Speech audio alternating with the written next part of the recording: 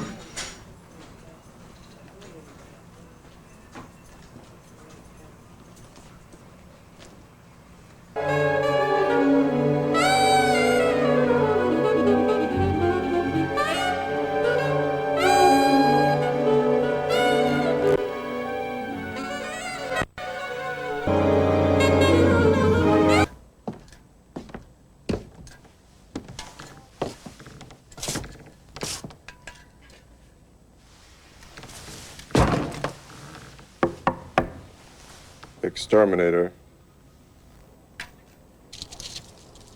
I gave up writing when I was 10.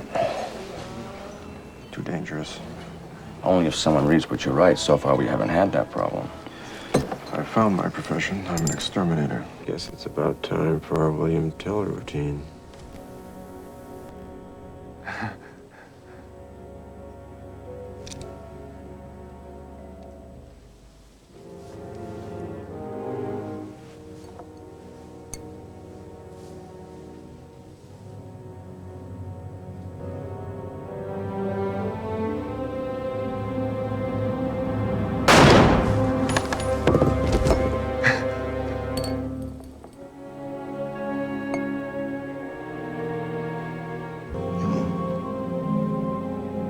Yeah.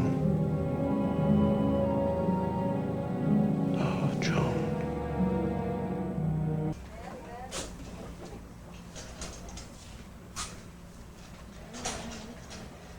Look at him, though. He doesn't even look like a boy or a girl. He looks like a peanut. Who's that?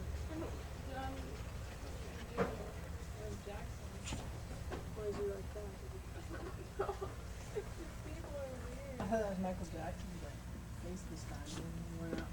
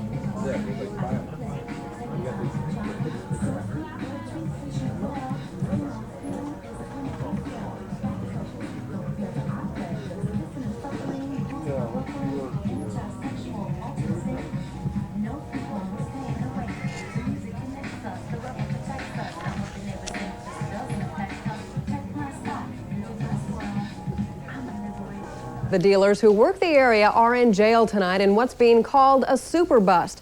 The undercover operation started yesterday afternoon and extended through the entire downtown area, even the retail shopping district. A total of 61 people were arrested, and Seattle's top cop says it's not over. We're coming after you, and we're not going to let up. And when you least expect us, you're going to find us. We do controlled buys, we do buy busts, we work a variety of undercover operations. You may never know who you're dealing with out there if you're a dealer, and we'd like that message communicated broadly across the city. The bust only netted about $7,000 in heroin, hash, cocaine, LSD, and cash, but police say the big impact is getting 61 suspects off the streets. Stamper riding above. DARE, of course, stands for Drug Abuse Resistance Education and is sponsored by the Seattle Police Department. There's the chief behind the flashing lights, mugging with his DARE hat on.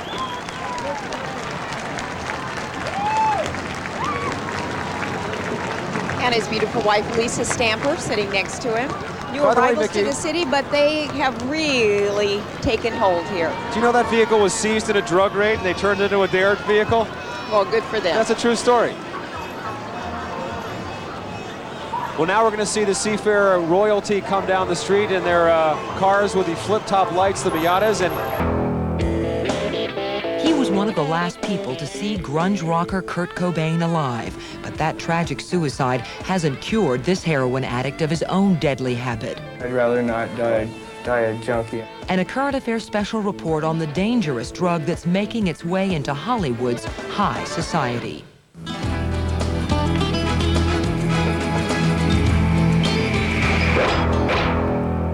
Actress Andie MacDowell recently admitted she used drugs to stay thin during her competitive modeling years. Her decision to go public was done out of grave concern for what she sees as a new and deadly trend in Hollywood, the use of heroin. Today, in a current affairs special report, Mike Watkis takes a look at what experts believe has become the drug of choice for the 90s. We want to warn you, some of what you're about to see is very graphic. I do like it. I'd be a liar if I didn't tell you that I like getting high. There's a lot of people out there that are functioning with a habit right now. You don't see active old drug addicts because they die. Do you think you're gonna die a junkie? I'd rather not. 33-year-old Jamie Williamson appears to have it all. A wife, a 6-year-old daughter.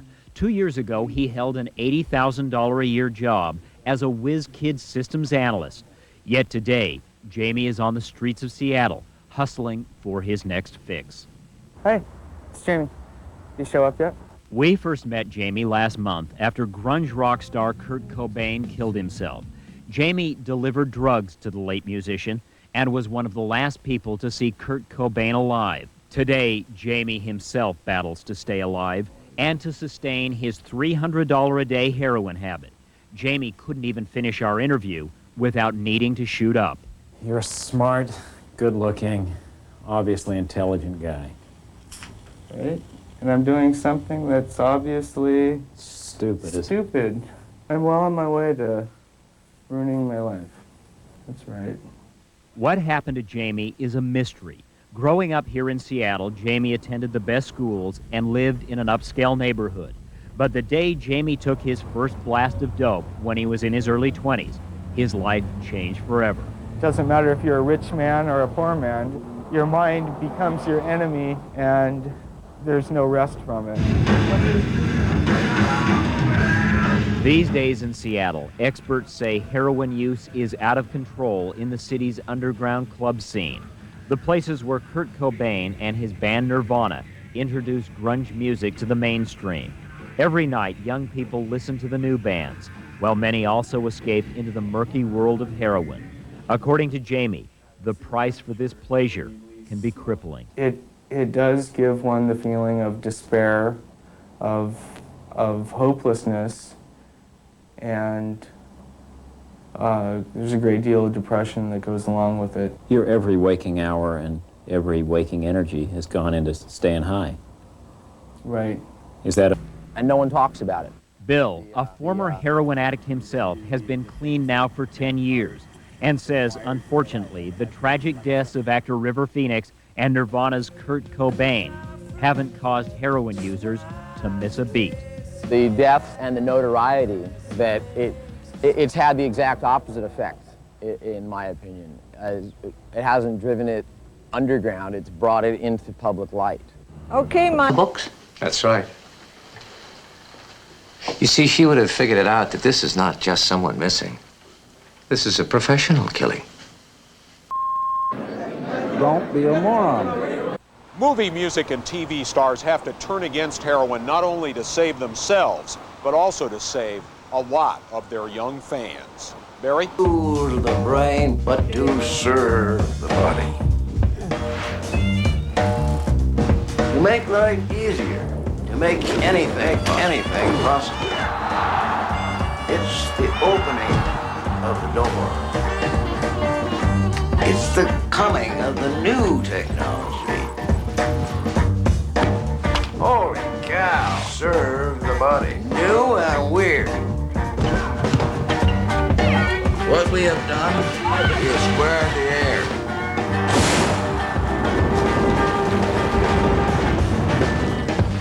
For the purpose of technology is not to confuse the brain, but to serve the body.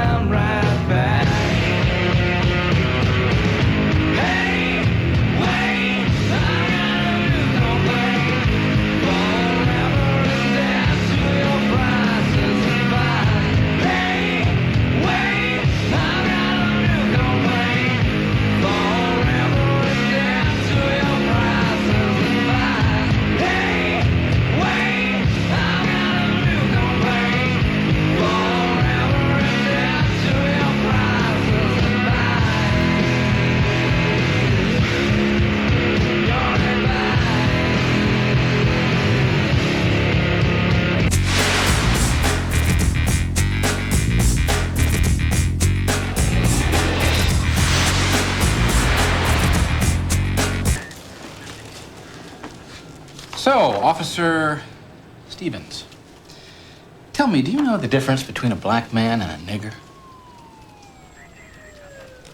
The nigger's the one that would even answer that question.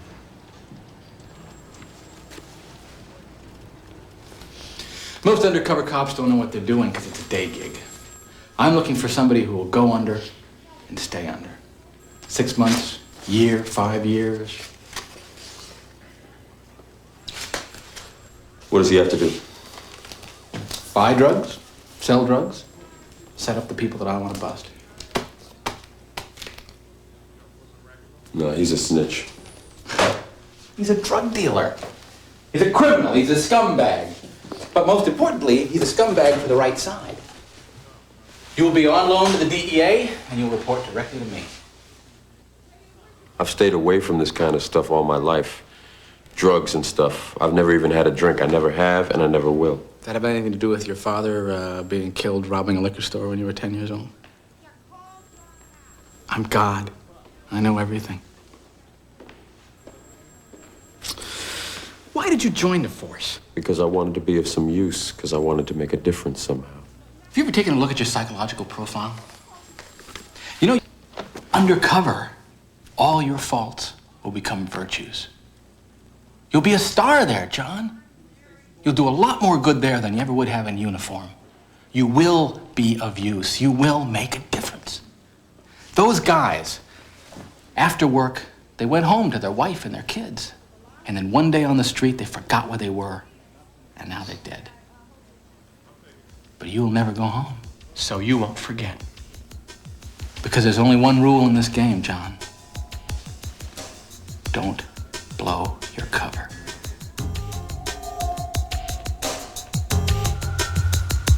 You thinking that if I took it, it would be the biggest mistake of my life. And I was right.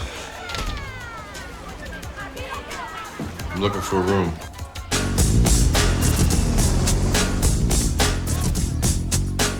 Hollywood, Hollywood.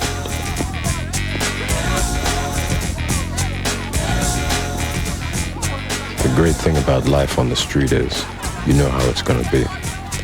It's always the same. It's always getting worse.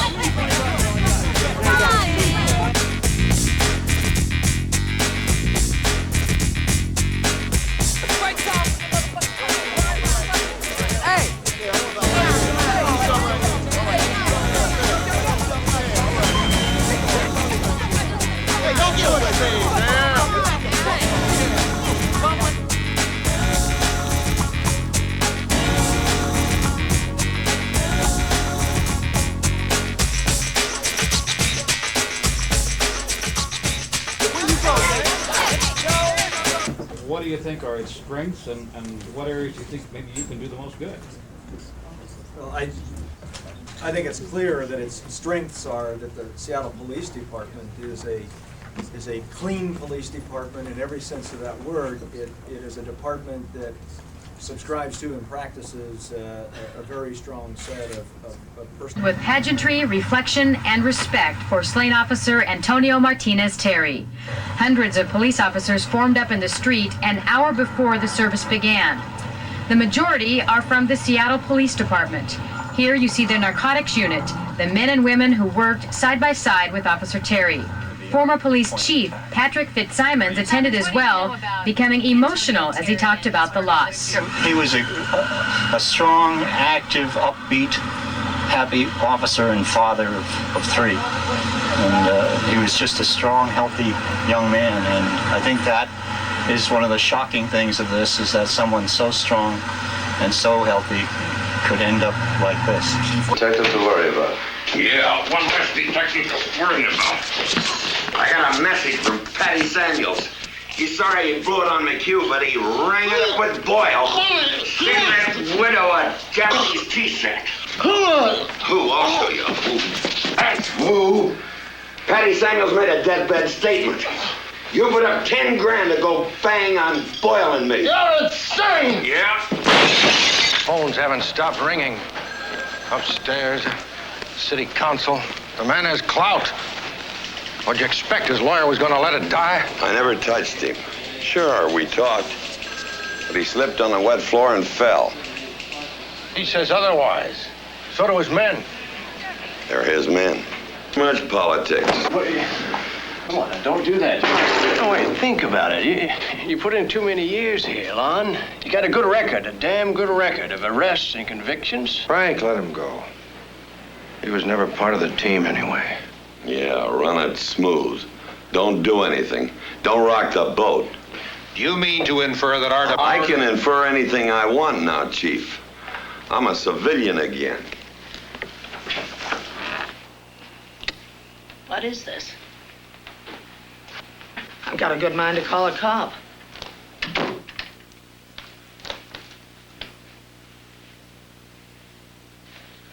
So what? I thought you might be interested. Why should I be? I'm no doper. Where'd you get that idea? Look, I'm tired. I've been hustling drinks for 10 hours. My feet hurt, my back hurts, and I need a bath. So go on. I know what you go, Myra.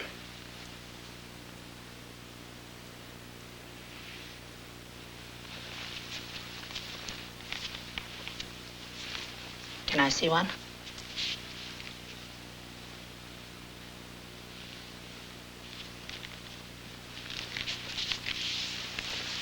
You have a bill handy?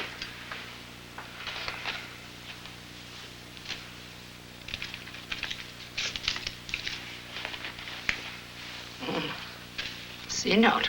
Class. Roll it for me, will you, like a good fella?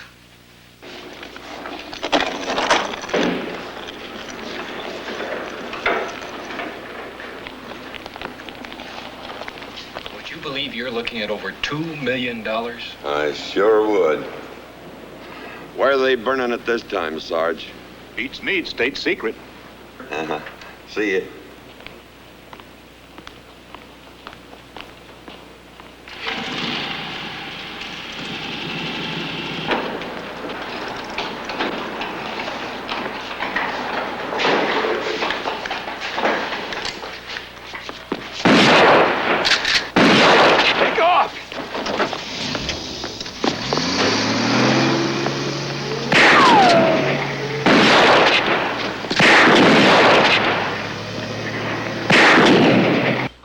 Who did it and why?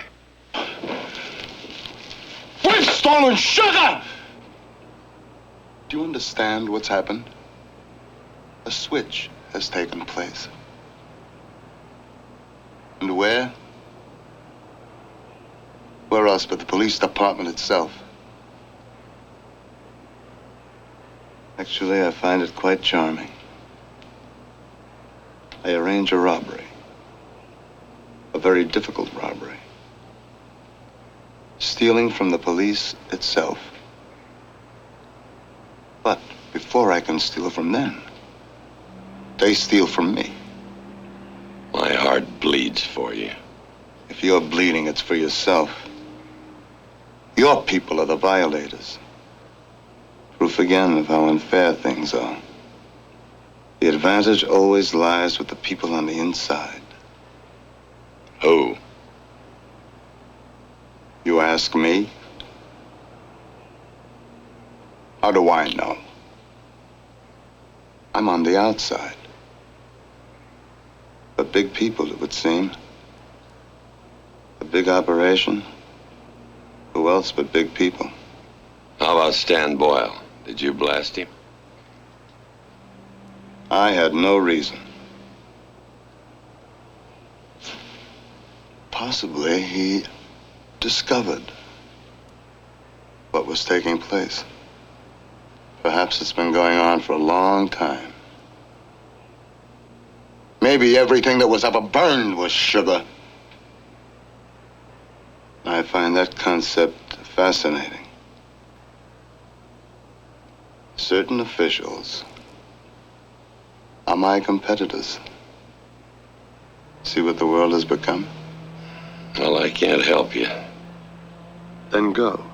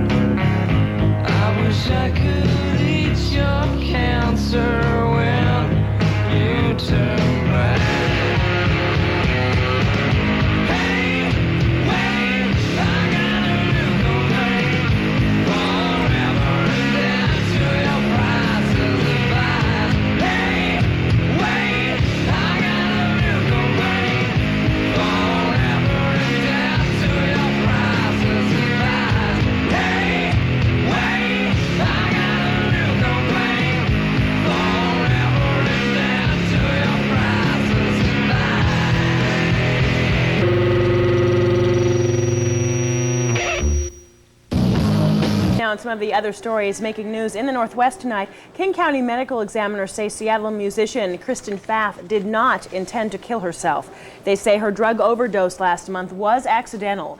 Pfaff played for the alternative band Hole, a band headed by Courtney Love, the widow of Nirvana's Kurt Cobain. She was found dead in the bathtub of her Capitol Hill apartment 1 month ago. The name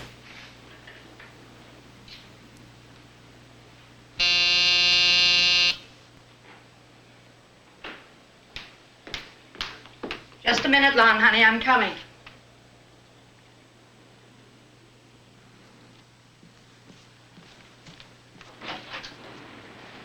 Oh, no. Above the garage, where there's a small cottage above the garage, and when he looked inside, he saw a man lying on the floor. It was obvious this man is dead from a shotgun wound to the head. I looked a little closer and I could see blood in the ear and a weapon laying on. Small cottage above the garage, and when he looked inside, he saw a man lying on the floor. It was obvious this man is dead from a shotgun wound to the head. I looked a little closer and I could see blood in the ear. He's dead from a shotgun wound to the head. I looked a little closer and I could see blood in the... From a shotgun wound to the head. I looked a little closer and I could see blood in the ear. Dead from a shotgun wound to... It's dead from a shotgun wound to the... Dead from a shotgun wound to... It's dead from a shotgun wound to... It's dead from a shotgun wound to... Dead from a shotgun wound to... It's dead from a shotgun wound to... Then it's dead from a shotgun wound to the head. I looked a little closer and I could see blood in the ear. Dead from a shotgun wound to the head. I looked a little closer and I could see blood in the ear. A shotgun wound to the head. I looked a little closer and I could see blood in the ear. Shotgun wound to the head. I looked a little closer and I could see blood in the ear. It was obvious this man is dead from a shotgun wound to the head. I looked a little closer and I could see blood in the ear and a weapon laying on.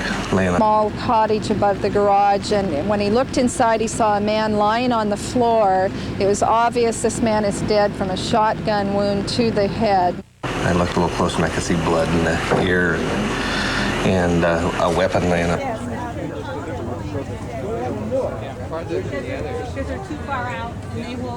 Oh, say, Mr. Stamper. Yes. Hi, how are you? Hi, fine. How are you? Pretty good. Good. You're tremendously difficult to get a hold of on the phone these days, so... Well, I don't doubt that. I know that I am. Well, sir, what I wanted to ask is that I've been looking into the Kurt Cobain death for the last 3 months. Are you the one I talked to? I spoke to you very briefly at one point, yeah. And the evidence suggests that Kurt Cobain died at a bloodless or near bloodless crime scene. And I'm wondering just what you might intend to do about that. I'm not here for that purpose today.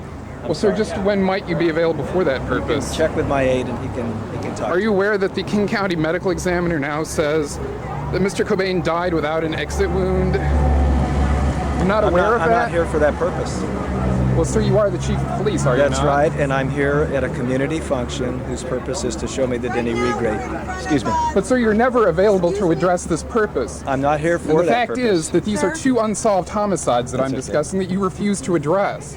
When do you think you might be available to do that? What did you need to know, Valerie? Sir, we're going to do a presentation. If Kurt Cobain died of a gunshot wound that is completely physically impossible, don't you think that that's an issue I'm sorry, that you but you're should address? interrupting her, okay? Okay, listen, let me explain to you what's going on here, okay? Now is not the time to talk to him, okay? Well, is there a time later today when I can talk to him? Not today, okay? We're doing a walkabout with this community, and they're trying to point out their problems right now, okay?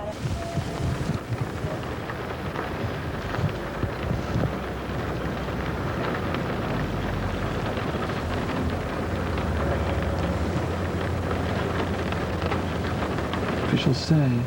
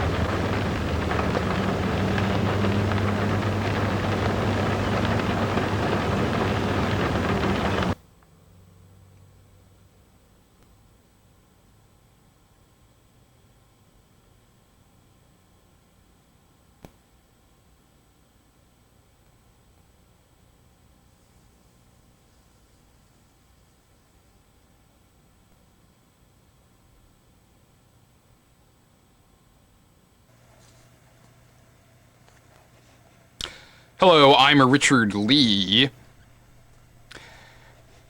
Quote, "The purpose of technology is not to confuse the brain, but to serve the body." So says acclaimed author William S. Burroughs in fact, a new television ad for gym shoes. Just what this is supposed to mean confuses, in fact, my brain. Not the quote itself. The purpose of technology is not to confuse the brain, but to serve the body, which really is rather pseudo-profound, stating the obvious. But it is the context of the presentation of this techno-quip that we may find difficult to assimilate. As you may have seen by now, Mr. William S. Burroughs, who holds the title of America's all-time champion junkie author, having begun his literary career in 1953 with the publication of his autobiographical novel Junkie, actually says this on a variety of new generation mini television sets in an ad for, of all things, Nike shoes. Yep, that's right, the now 80-year-old ever-so-gaunt icon of the doper world is featured in this disembodied form in quick edit companionship with the world's greatest athletes from the Nike roster. Yep, that's Sir Charles, the Kid Junior Griffey, and even Air Jordan shown in cameo appearances in the Nike ad starring Mr. William S. Burroughs. What can this mean? Is Nike the shameless merchandisers who ask $135 for a pair of shoes made for just pennies per hour in Asian sweatshops, now reaching some new level of shamelessness? Are they now planning to market their own brand of mini TVs? Or to go into the business of promoting or publishing beatnik authors? Or is Nike laying the groundwork for a 21st century push into some new field like, let's say, wondrous pharmaceuticals that keep you fit and make you feel like you've just had a terrific workout when in fact you have not? All you've done is to have swallowed a couple of Nike tablets or shot up a dose of patented Nike Fix into that bulging vein in your inner elbow. If you think I'm kidding, think again. So Burroughs, whose additional claims to fame are as heir to the multinational, multifaceted Burroughs Corporation, and also back in the early days of his career for having shot his wife in the head in what was called an accident, has now ultimately lived down his reputation for uxoricide by getting famous all over again for endorsing exercise. William S. Burroughs seems to be, in the Nike ad, telling the younger set that he is the world's greatest athlete of an altogether different kind. Not even a decent upper-crust yachtsman, but rather a bohemian junk racer. Bill knows thrills. Never mind about his former long-term habit of shooting up syringes full of smack when the Nike Corporation gets into giving away free vials of their new human growth hormone pituitary gland extract substitute with every purchase of Nike sneakers, as perhaps they will in only a few short years. This will all add up. Mr. Burroughs was a misunderstood pioneer, you see, a sort of 1950s cosmonaut of human toxicological response who knew that in heroin he had found the future and that it was his, that someday all good people in the mainstream, as long as they had the ready cash, would be able to enjoy no finer pleasure than the mainlining of exotic potent substances. Swoosh may no longer be just the Nike corporate slogan and symbol without specific associative meaning. Someday soon, swoosh may mean that good cozy feeling you get when you've got the Nike syringe in your hand, all ready to swoosh that dose of Nike elixir into your bloodstream.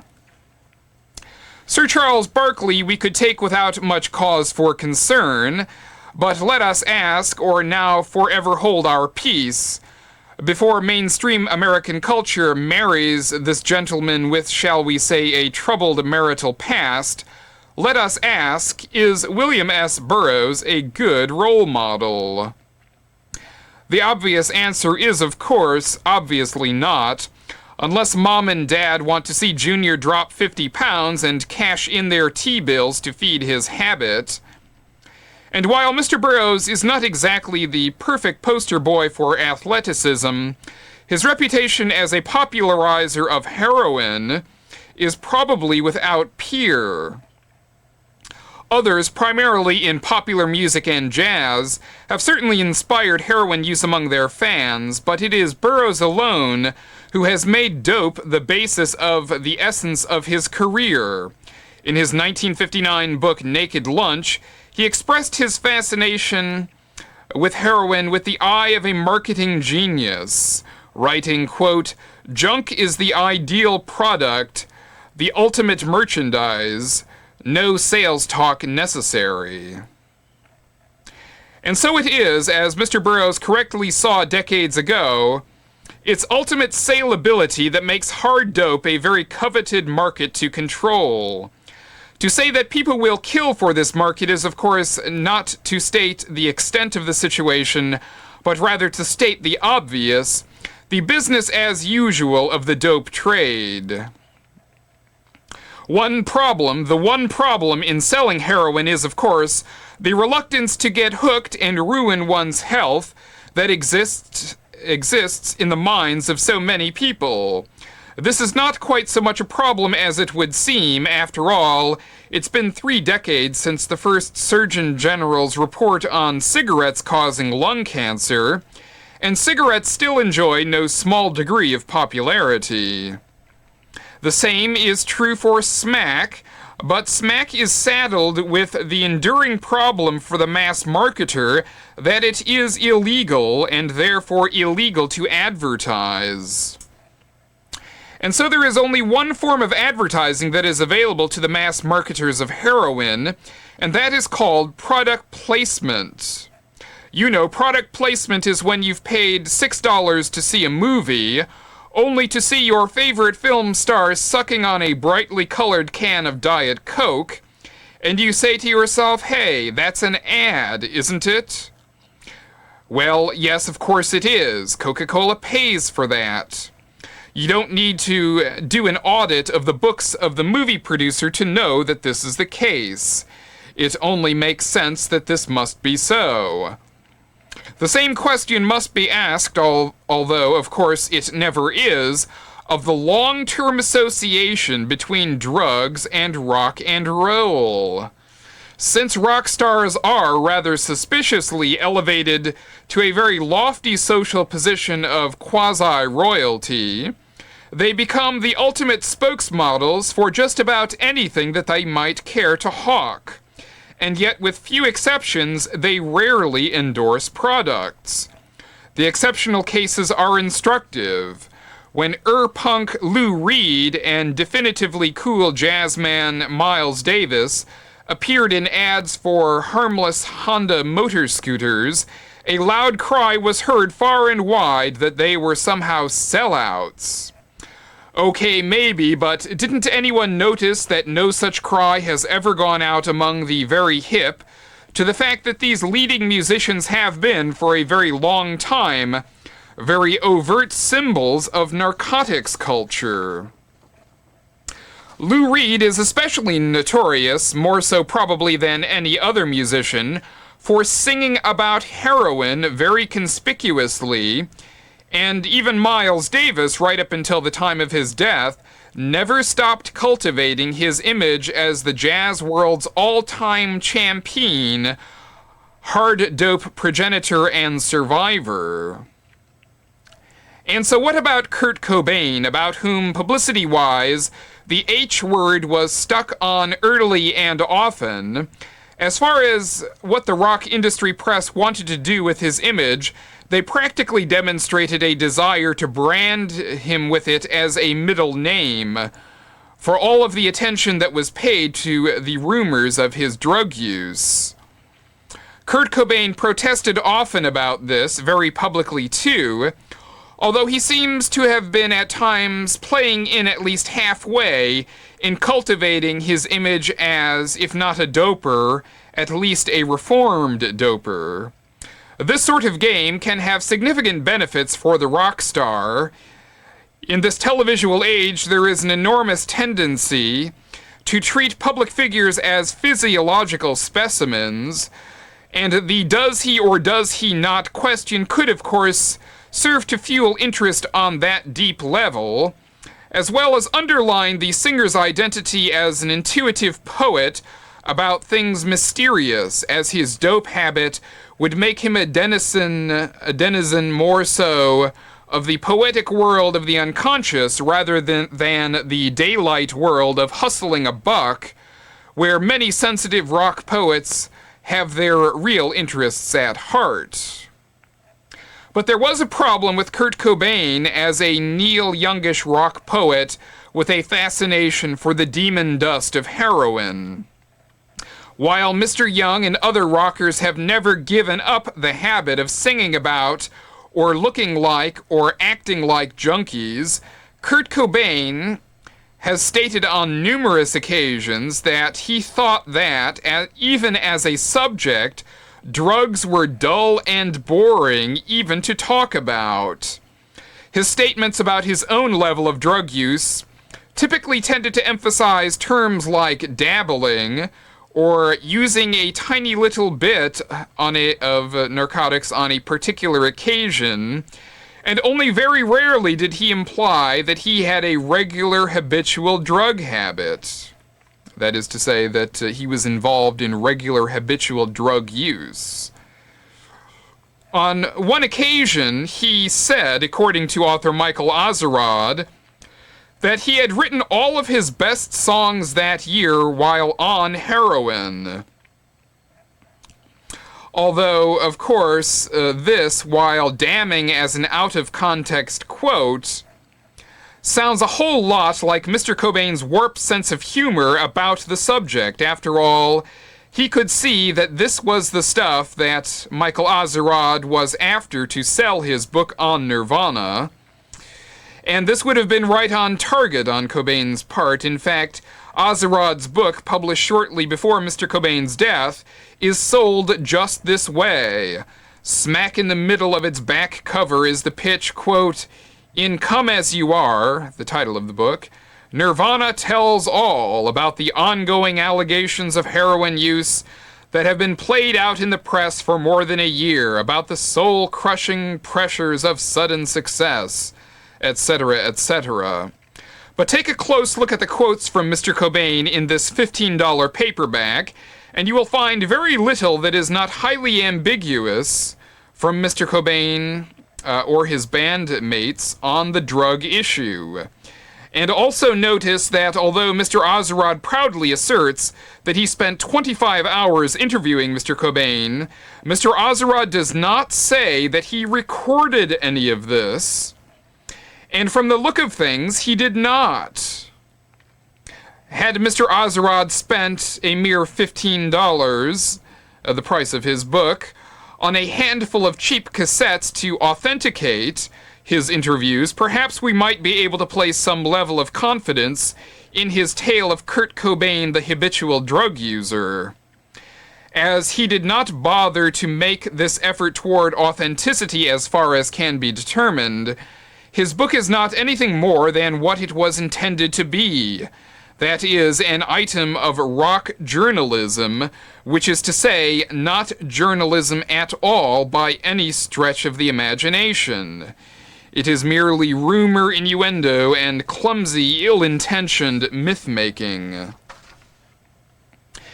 And so, with heroin more or less out of the way as an issue, we ask, what killed Kurt Cobain? As we have proven rather convincingly, I think, in this program, in the last 17 weeks, it was not a big-bore shotgun that killed Mr. Cobain. Elsewise, his brains would have been scattered all over the floor of his greenhouse, but of course they were not. Was it irrepressible suicidal tendencies that killed Kurt Cobain? Well, likely not. As far as was known during his life, Mr. Cobain had no suicidal tendencies, nor did he have any Van Gogh-like neurological problems, and rather he demonstrated a rather distinctly discernible Fran Tarkington-like instinct for scrambling for survival, something that Kurt Cobain learned very early in life indeed.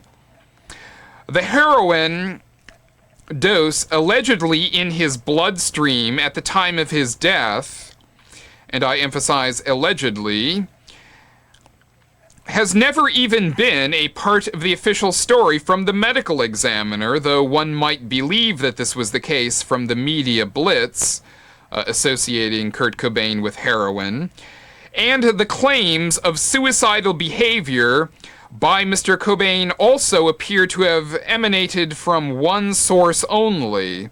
That is, the same source that seems that, according to my sources, leaked the toxicological results on his body. And that is, that source, often unnamed in news stories, appears to be only possibly Ms. Courtney Love. That is, she seems to be the only possible source for these allegations.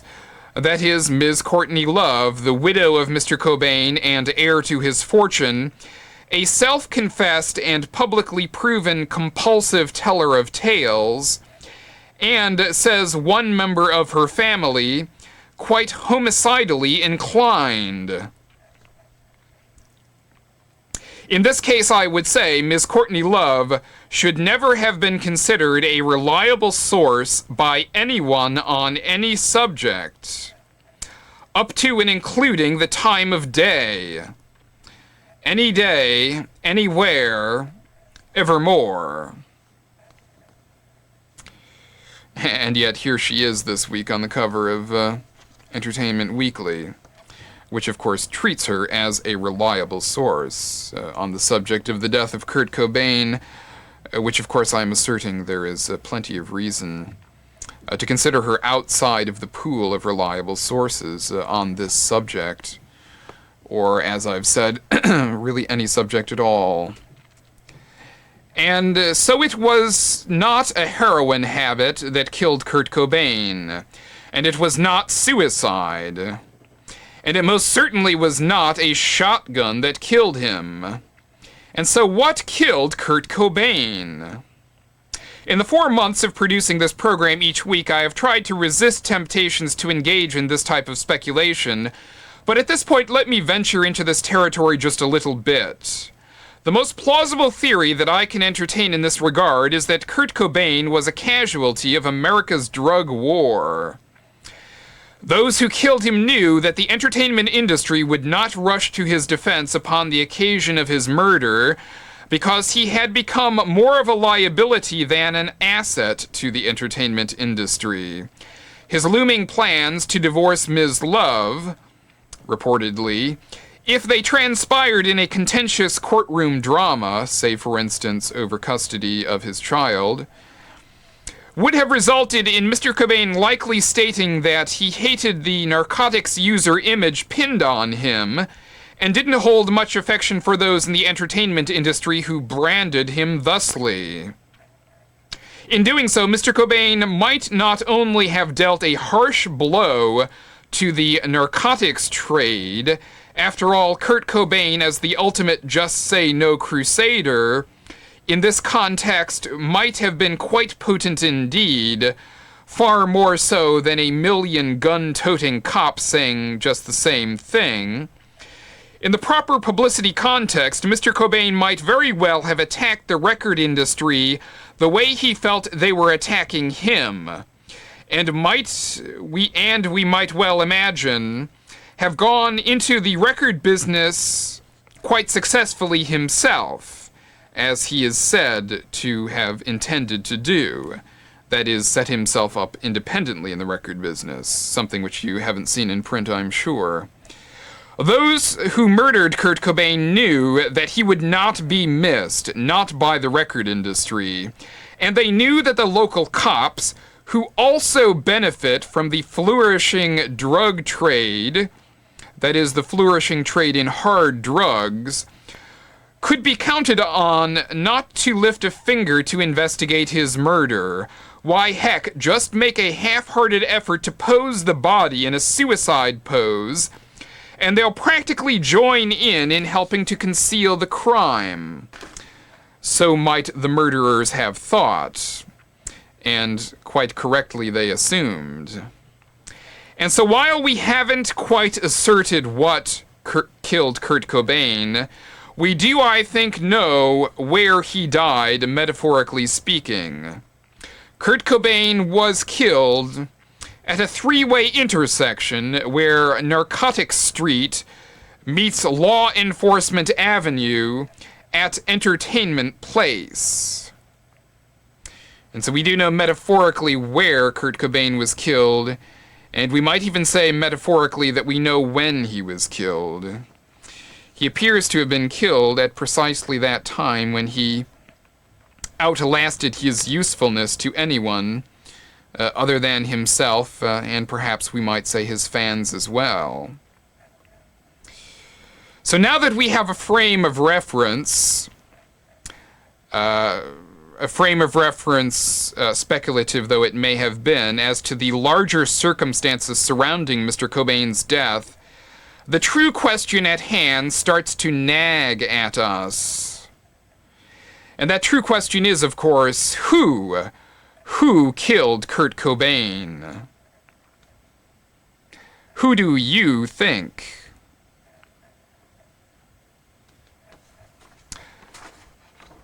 I'm Richard Lee, and please join us for further exploration of these questions and these facts next week. And I may add, facts have been in short supply in the coverage of the death, that is, the murder of Kurt Cobain.